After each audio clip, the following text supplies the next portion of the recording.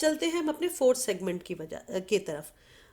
Natives lost land to Europeans. अभी हम और समझने की कोशिश करेंगे कि किस तरह से नेटिव्स ने धीरे धीरे अपनी ज़मीनें पूरी तरीके से यूरोपियंस के हाथों गंवा दी। क्वेश्चन है, what reasons were given to the natives to drive them away from their own land, explain with example. अभी तक हमने एक्वायरिंग ऑफ लैंड पढ़ा यूरोपियन के द्वारा। अब यहाँ पे हम ये भी जानने की कोशिश करेंगे यूरोपियंस किन किन बहानों से, क्या क्या रीज़न देके उनको नेटिव्स को अपनी ही ज़मीन से भगा देते थे, उनको डिस्प्लेस कर देते थे। इसमें हम एग्जाम्पल्स देखेंगे। सबसे पहले, in USA natives were force to move after selling their land to Europeans. Then Americans cheated them and bought lands at very low prices. High officials deprived natives from their land. This example is in Georgia, that is the Cherokee tribes came very much under state law but did not have citizens' right. Whereas Cherokees made maximum efforts to learn English and American way of life. जब Europeans यहाँ आए, उन्होंने natives को displace करना शुरू किया। तो एक यहाँ पे एग्जाम्पल हम देखेंगे चिरोकी ट्राइब्स का, जिन्होंने सबसे ज़्यादा एफर्ट किया था अमेरिकन वे ऑफ लाइफ अपनाने के लिए, और उन्हें झूठा प्रॉमिस भी किया गया था कि उन्हें सिटीजन्स राइट एक्सेट्रा मिलेंगे, लेकिन मिले नहीं थे। और उसके वजह से अमेरिकन्स ने जो चीट किया था इनको, उस वजह से ये काफ़ी इनको बड़ा बुरा लगता था चिरोकीज ट्राइब को। And then 1832 में finally the Cherokees were driven away from Georgia to Great American Desert forcibly by U.S. Army on President Andrew Jackson's order. 1832 आते आते तक इनको फोर्सिबली आर्मी के द्वारा खदेड़ दिया गया वहाँ से, और वहाँ पे भेज दिया गया उनको ग्रेट अमेरिकन डेजर्ट में, जो वेस्टर्न पार्ट ऑफ यूएसए में है। वहाँ पे उन्होंने वहाँ का एडवर्स क्लाइमेट उस वजह से उनके काफ़ी लोग मारे भी गए। दो the chief justice John Marshall had called them a distinct community occupying their own territory. John Marshall जो उस समय का बहुत फेमस जज था, चीफ जस्टिस था, उसने कहा भी था कि दे वर अ डिस्टिंक्ट कम्युनिटी। फिर भी कोई फ़ायदा नहीं हुआ। प्रेसिडेंट के ऑर्डर पे इन्हें वहाँ से डिस्प्लेस करके काफ़ी दूर तक वेस्टर्न पार्ट ऑफ यूएसए में भेज दिया गया, खदेड़ के दिए। As a result, 25% of 15,000 Cherokees died due to adverse climate and bad condition. As I said कि वो पूरा रीजन जो है एरिज़ोना का काफ़ी गर्म है, वहाँ पे काफ़ी गर्मी होती है, काफ़ी लू चलती है, वेजिटेशन नहीं है। इस वजह से जो लोग वहाँ से उठ के आए थे अपनी जगहों को छोड़ के वहाँ पे, वो उनमें से 15,000 लोगों को अपने जान से हाथ धोना पड़ा या अपने जान गंवाना पड़ा। और रीज़न था adverse climate and bad conditions of living. Reasons were given that tribes did not know the actual use of land they had occupied. Europeans ने क्या बहाना किया कि इनको नेटिव्स को समझ ही नहीं है, लैंड को यूज़ करने का आता ही नहीं इनको, तो इनको बेटर है कि यहाँ से चले जाना चाहिए। और उनको क्या ब्रांड किया कि वो लोग लेज़ी थे, वो लोग आलसी थे, और उनके पास ये अक्ल ही नहीं थी मार्केट में चीज़ें बेचने की। इन्होंने कभी भी यूरोपियन वे ऑफ लाइफ को या इंग्लिश को सीखने की कोशिश भी नहीं करी। And prairie grassland cleared of wild bison and primitive tribes and new settlement setup. और फाइनली यूरोपियंस ने ये डिक्लेयर किया कि उन्होंने प्रेरीज ग्रासलैंड को वाइल्ड बाइसन से और एबोरिजिनल से खाली कर दिया है, और अब यहाँ पे नया देश या नया सेटलमेंट बनने जा रहा है। तो this was the claim made by the Europeans. Then the natives finally were pushed westwards, given new land. But if mineral was found, they were moved again. जैसे गोल्ड, लेड और ऑयल। होता क्या था कि इनको यहाँ से अपनी जगह से उठा के इनको और वेस्टर्न सेक्टर में भेज दिया गया, जहाँ पे डेजर्ट था, काफ़ी गर्म इलाका था वो। लेकिन कभी भी गलती से भी अगर यूरोपियंस को पता चल जाता था कि जिस जगह पे ये लोग रह रहे थे फिर से अपने डिस्प्लेस होके, वहाँ पे भी अगर कोई ज़मीन के नीचे कुछ है, गोल्ड या लेड या ऑयल जैसी चीज़, तो वहाँ से भी उनको उठा के और दूर भेज दिया जाता था, और वहाँ पे वो लोग फिर एक्सप्लॉइट कर लेते थे यूरोपियंस लैंड को। Then the same land occupied by different tribes led to quarrels and which they were put in reservation areas. जो ट्राइब्स थे उनको जो जिन एरिया में रखा गया उसको रिजर्वेशन एरिया कहा जाता था, और क्योंकि ट्राइब्स, नंबर ऑफ ट्राइब्स ज़्यादा थे, ज़मीनें कम थी, इसलिए आपस में अब लड़ाई झगड़े होने लगे। ये पहले नहीं होते थे क्योंकि पहले उनके पास ज़मीनें ज़रूरत से काफ़ी ज़्यादा थी और पॉपुलेशन उनकी कम थी, पूरे नॉर्थ अमेरिका में फैले हुए थे और काफ़ी अच्छा जीवन बिता रहे थे। लेकिन यूरोपियंस के आने के बाद उनकी ज़मीनें कम हो गई, लिमिटेड हो गई और काफ़ी संख्या में वो मारे भी गए। In Canada 1869 to 1885 rebellion by Métis that the people of native European descent also happened। जिस तरह से अभी तक हमने यूएसए का देखा, उसी तरह कनाडा में भी मेतीज नाम के ट्राइब को ने रिबेलियन किया। And finally the whole of North America was captured by Europeans. कुछ भी रेजिस्टेंस हो, कुछ भी हो, फिर भी यूरोपियंस ने फाइनली इस पूरे रीजन को, यानी नॉर्थ अमेरिका के रीजन को, जिसको बाद में दो देशों में बांटा गया, that is Canada and USA, उसको कैप्चर कर लिया। अब आते हैं हम अपने फिफ्थ सेगमेंट पे, द गोल्ड रश। जो मैंने आपको शुरू में बताया था कि लालच इनका बढ़ता गया, कॉलोनियल मास्टर्स जो थे या जो यूरोपियंस इमिग्रेंट्स थे उनका, और उन्होंने बाद में लोगों के बहकावे में आके सोना खोजना शुरू किया। Why did Europeans hurry to America hearing about gold in North America? और the question can come as write a note on gold rush in North America which led to growth of industries. Gold rush की वजह से Americans को काफ़ी फ़ायदा हुआ और उन्होंने नई नई इंडस्ट्रीज भी लगानी शुरू की। In 1840 traces of gold was found in North America, that is the region of California. Thousands of Europeans rushed to America, leading to gold rush to make a fortune. For this, railway lines started to be built by newly recruited Chinese laborers who completed in 1870 in USA and 1885 in Canada the making of the completion of railway lines. So क्या हुआ 1840 में पता चला Europeans को कि California वाला जो reason है वहाँ काफ़ी सारा सोना है। बस इन्होंने क्या किया, वहाँ से लेके कैलिफोर्निया तक पूरी रेलवे लाइन बिछा दी ताकि जब जाएं हम गोल्ड लेने तो वापसी में कोई दिक्कत ना हो। और फाइनली यूएसए में 1870 तक रेल शुरू हो चुकी थी और कनाडा में 1885 तक रेल शुरू हो गई थी। Andrew Carnegie, a poor immigrant from Scotland, was the first millionaire industrialist of USA. जब इन्होंने काफ़ी तरक्की करनी शुरू की यूएसए में, जो यूरोपियन आके सेटल हुए थे, तो उसमें एक जो उनका काफ़ी अमीर या कहिए जो उनका मिलियनेयर, पहला मिलियनेयर यूएसए का बना, वो था एंड्रयू कार्नेजी, जो एक्चुअल में स्कॉटलैंड से आया था और काफ़ी शुरू में पुअर था। बाद में उसने इसी तरह से अपनी ट्रेड से और अपने दिमाग से काफ़ी पैसे कमा के फर्स्ट मिलियनेयर बन गया यूएसए का। और उसका जो स्टेटमेंट था एंड्रयू कार्नेजी का, The old nation creep on at snail's pace. The Republic of USA thunders on at the speed of an express. तो यूएसए के बड़ाई में उसने ये लिखा था कि बाकी जितने भी नेशन हैं वो स्नेल की स्पीड से चल रहे हैं और यूएसए जो था वो एक्सप्रेस की स्पीड से शोर मचाता हुआ थंडर की तरह आगे बढ़ते जा रहा है और इंडिया में सबसे आगे वर्ल्ड में सबसे आगे बढ़ रहा है। Industries developed in North America for reasons like, तो और उनके बढ़ने का ये स्टेटमेंट अगर तभी जस्टिफाई जब देखेंगे कि इंडस्ट्रीज कैसे बढ़ी, तो रीजंस जो थे इंडस्ट्रीज नॉर्थ अमेरिका में बढ़ने के, वो था manufacturing, railway equipment, so that distant land could be linked. सबसे पहले उन्होंने रेलवे लाइन बिछा दी ताकि दूर दूर के जितने भी जगह थी यूएसए की वो एक दूसरे से जुड़ जाएं, पास आ जाएं। They produced machinery to make large scale farming easier. Towns grew and factories multiplied in USA and Canada.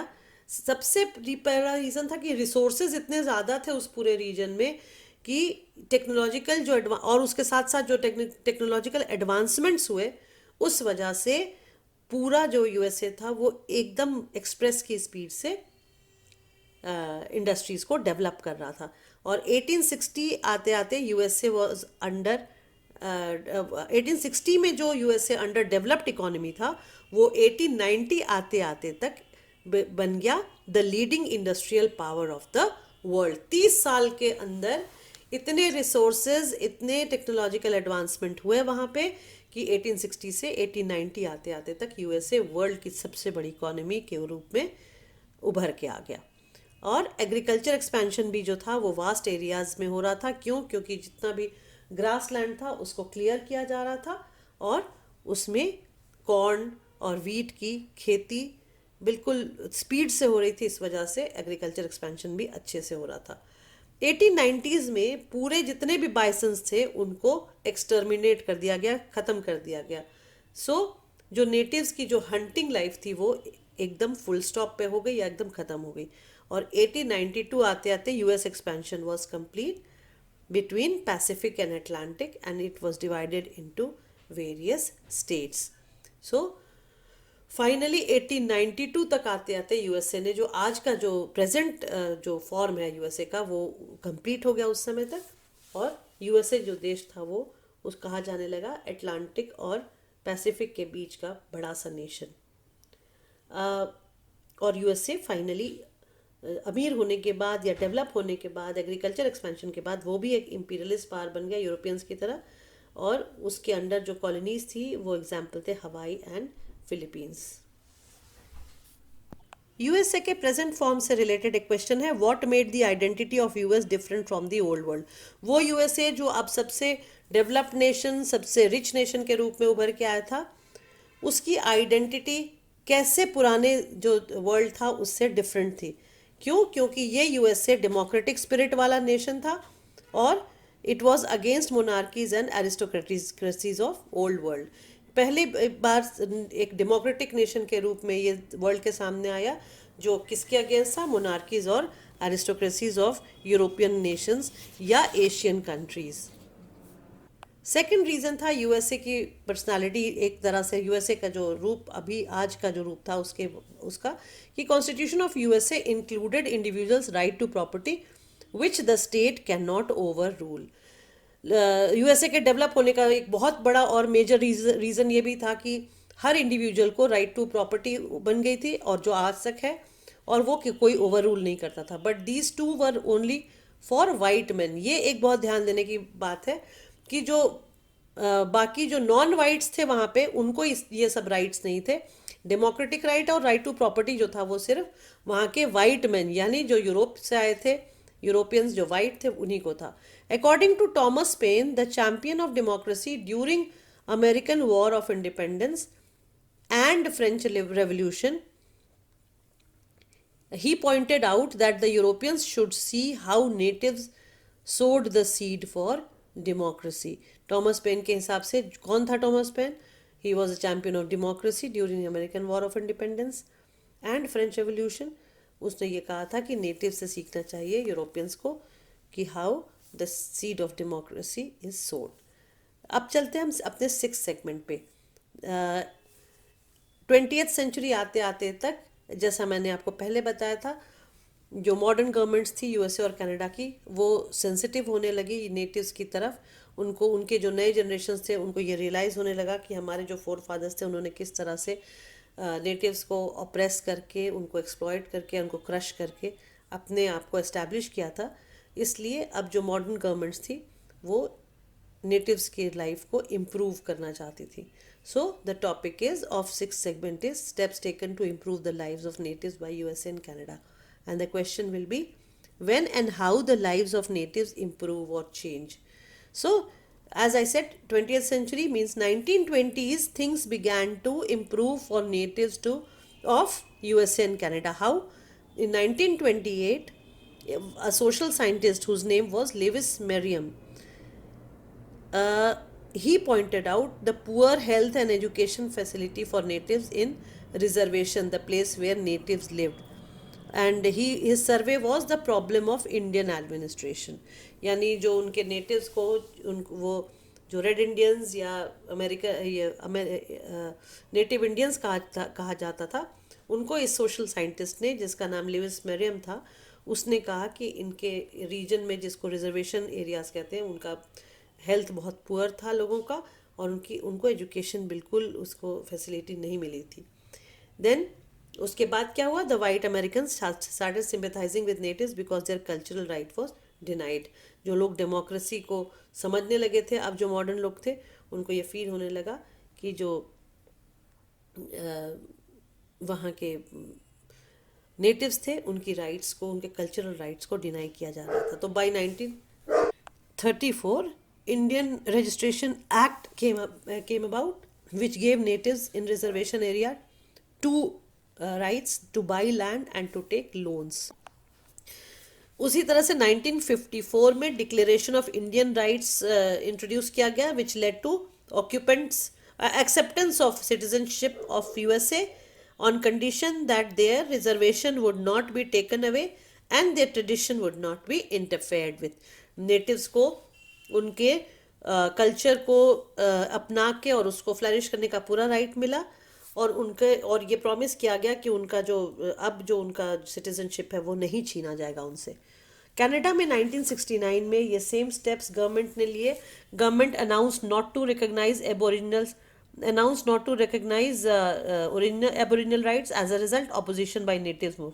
तो कनाडा में उल्टा हुआ, 1969 में गवर्नमेंट ने मना कर दिया कि इनके इंडिविजुअल राइट्स नहीं मिलेंगे, उस वजह से काफ़ी ऑपोजिशन हुआ नेटिव्स के द्वारा, और 1982 आते आते constitution act accepted aboriginal and treaty rights of natives.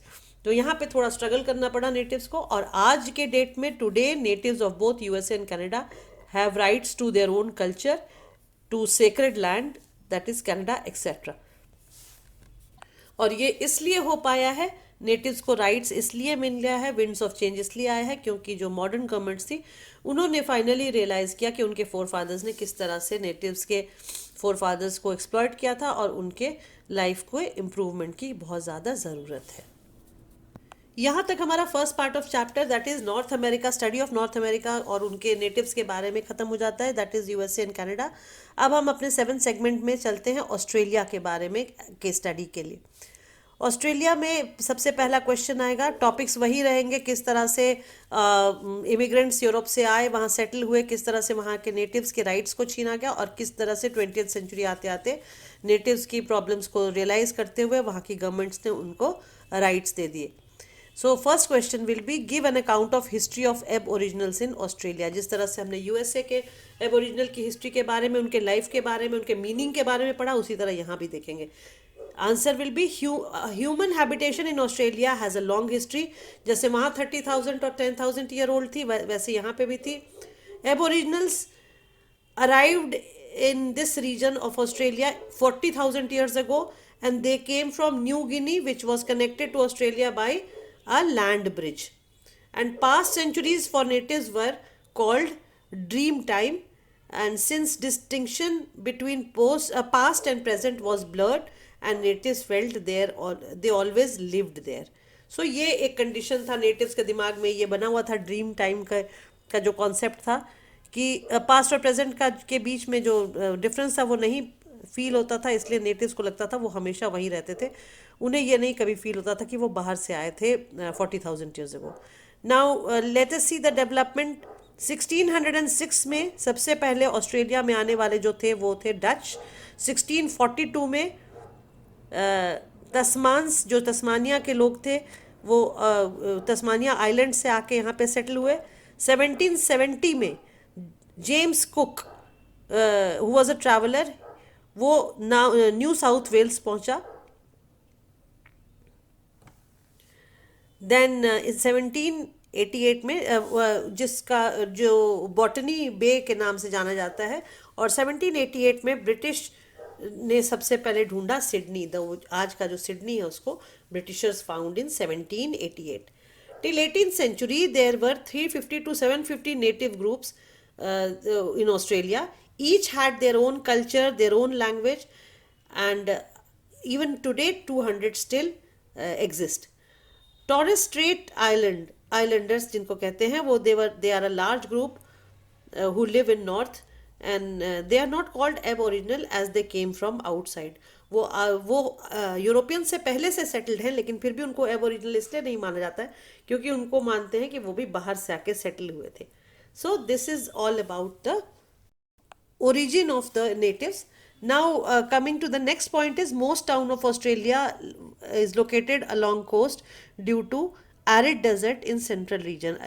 अगर हम इसका जोग्राफिकल कंडीशन देखें या रिलीफ देखें ऑस्ट्रेलिया का, तो ऑस्ट्रेलिया के जितने भी नेशंस हैं, चाहे वो पर्थ हो, कैनबरा हो, सिडनी हो, ये सारी जगहें जितनी भी हैं वो पेरीफेरी एरिया, बाहर बाहर के एरिया में है, क्योंकि बीच में ऑस्ट्रेलिया के बहुत बड़ा डेजर्ट है।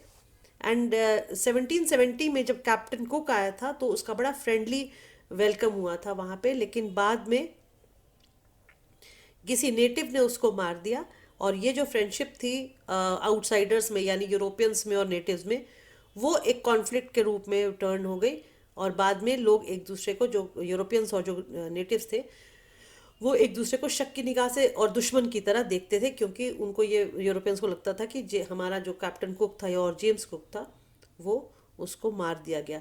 लेकिन एक्चुअली 1779 में जेम्स कुक को हवाई में मारा गया था, मेनलैंड ऑस्ट्रेलिया में उसको नहीं मारा गया था।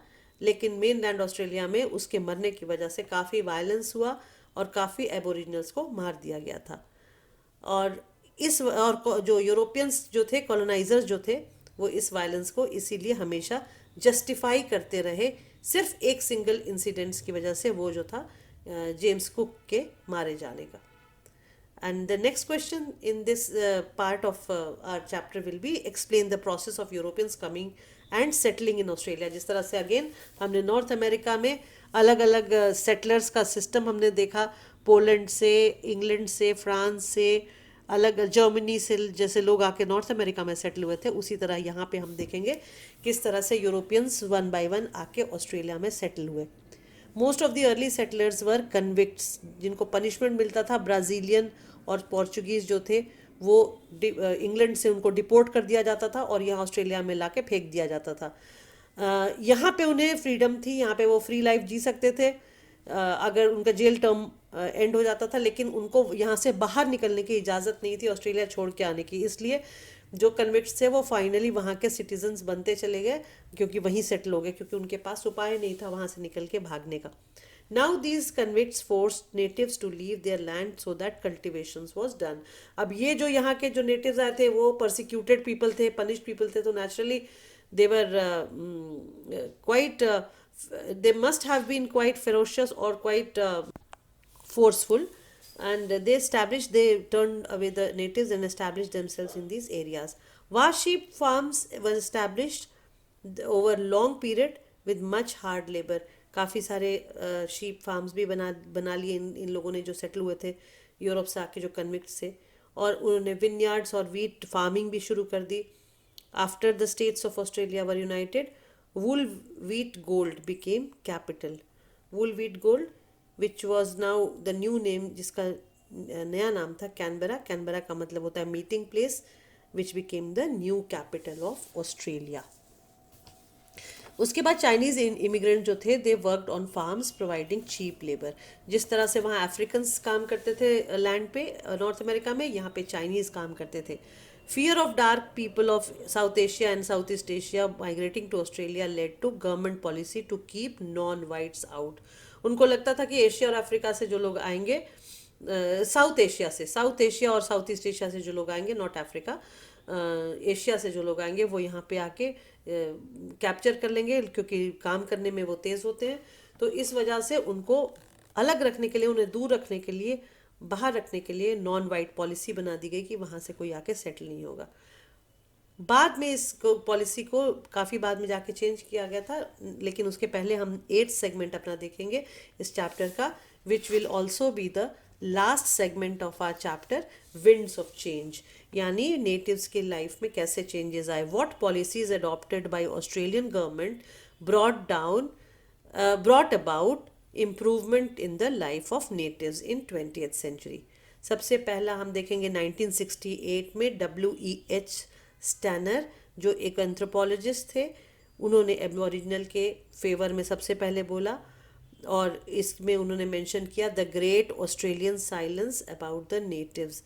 उन्होंने ये कहा कि हम इतने सालों से, सैकड़ों सालों से हम चुप हैं और नेटिव्स की बात नहीं करते, जिनको हमने आके फोर्सिबली डिस्प्लेस कर दिया है, उनके कल्चर को ख़त्म कर दिया। Now in 70s eagerness to understand natives also became very popular, and as communities with different culture who had unique way of understanding climate and nature was also realized, then who had vast body of textile, painting, carving skills, ये माना गया कि इनमें काफ़ी talent था, ये अच्छी textile को वीव कर सकते थे, अच्छी पेंटिंग बना सकते थे, इनमें कार्विंग स्किल थी। और इन सब रीजंस की वजह से इनको राइट था कि इनको समझा जाए और इन्हें इज्जत मिले, यानी they should be understood and they should be respected. Henry Reynold, जिन्होंने अपनी बुक में बुक लिखी थी वाई वर्ंट वी टोल्ड, जो बाद के जनरेशन 20th सेंचुरी के जो ऑस्ट्रेलियन थे, उन्होंने ये क्लेम किया कि इनकी जनरेशन को कभी ये समझाया नहीं गया कि कितना मिजरेबल कंडीशन में नेटिव्स उस ज़माने में रहते थे because of the adversities done by the Europeans. So he criticized and condemned distorted history of Australia as it was written only from 1770 with Captain Cook's discovery. जिस तरह से नॉर्थ अमेरिका में काफ़ी मिड 20th सेंचुरी तक natives की history को छुपा के रखा गया था, उसी तरह ऑस्ट्रेलिया की हिस्ट्री को 1770 ऑनवर्ड्स लोगों को बताया जाता था, जब कैप्टन कुक आया था और उसको फिर मार दिया गया था। फिर यूरोपियन जो थे वो यहाँ के एबोरिजिनल्स के दुश्मन हो गए थे। लेकिन बाद में 20th सेंचुरी में जो हिस्टोरियंस थे, उन्होंने इस चीज़ की डिस्कवरी की और उसको प्रोमिनेंस में वो लेके आए, उसके ऊपर they put some light on that. और universities now studied native culture, अब शुरू हो गया इनका कि नेटिव कल्चर पढ़ा जाने लगा यूनिवर्सिटीज़ में। गैलरीज तो थी जो अगेन यूएसए की तरह galleries of natives art added to art galleries and museums. natives again they also started writing their own history by from 1974 multiculturalism became Australia's official policy, giving equal respect to culture of immigrants from Europe and Asia. पिछले segment में जो हमने non white policy की बात करी थी, वो अब 1974 में आते आते चेंज हो गया और मल्टी कल्चरलिज्म यहाँ इंट्रोड्यूस हो गया, जिसमें ऑस्ट्रेलिया में रहने वाले लोगों के अलावा यूरोप और एशिया से आने वाले जो इमिग्रेंट्स थे उन्हें भी a part of Australian nation माना जाने लगा। Unlike USA and Canada, Australian government did not sign any land take over treaty with natives. जैसे वहाँ पे प्रॉपर गवर्नमेंट पॉलिसी बनी थी, यहाँ नहीं बनी। Here it was termed as terra nullius, that is belonging to nobody, that is land of Australia. Australia के land को टेरा नलीज माना गया, जिस यानी ये लैंड किसी को बिलोंग नहीं करता। Children with mix blood were captured and separated from there native relatives. ये एक बहुत बड़ी बुरी एक बुरा स्टेप उस समय लिया गया था कि इस चीज़ को डिस्करेज करने के लिए कि कोई साइन लैंड पे कोई पेपर वर्क ना हो या लीगल अधिकार ना हो, इस वजह से जो एबोरिजिनल्स के जो बच्चे थे उनको कई बार सेपरेट कर दिया जाता था उनके नेटिव रिलेटिव से, so that they don't have any claim of anything. Now as a result 2 important decisions were taken. ये सारी जो चीज़ें डेवलप हो रही थी, डेवलपमेंट हो रही थी इन चीज़ों की, उसमें क्या हुआ, 2 डिसीजंस लिया गया। पहला, to recognise natives, they had strong historical bonds with land that was sacred to them and should be respected. And second was there should be a public apology for injustice done to children in keeping white and colored people apart. तो पहला क्या था, ये recognise करना कि natives का culture बहुत strong है, उनको पूरी रिस्पेक्ट मिलनी चाहिए और उनकी जो ज़मीन से उनका जो रिलेशन है वो काफ़ी पक्का है। और दूसरा, एक पब्लिक अपॉलॉजी, लोगों के सामने ये माफ़ी मांगे सरकार कि जो नॉन वाइट्स थे या जो कलर्ड पीपल थे उनके बच्चों को वाइट पीपल के बच्चों के साथ मिक्स नहीं किया जाने लगा, क्योंकि उनको इन्फीरियर समझा जाता था। So therefore certain development took place in Australia leading to some modern development in improving the lives of natives.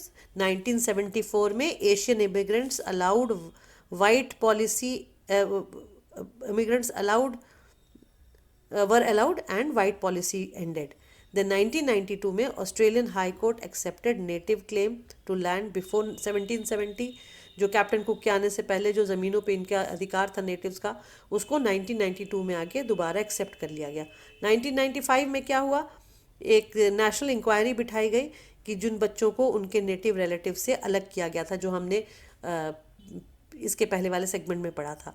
और फाइनली 1999 में 26 मई को नेशनल सॉरी डे बनाया गया, जिसमें उन बच्चों से माफ़ियाँ मांगी जाने लगी जो ना 1820 से 1970s तक डिसअपियर हो गए थे या गुम हो गए थे या अपने पेरेंट्स से अलग हो गए थे इन एडवर्स कंडीशंस में. With this we come to the end of this chapter, which again I would like to repeat is divided into two parts. One is USA and Canada and the other is Australia, and both all these three countries we have studied in relation to the lives of natives and their encounter with Europeans and the following results, plus the 20th century development of improving the lives of natives. Thank you very much. Dear students, अगर मेरा video पसंद आया हो तो इसे अपने friends के साथ शेयर करें, लाइक करें और चैनल सब्सक्राइब करें. Thank you.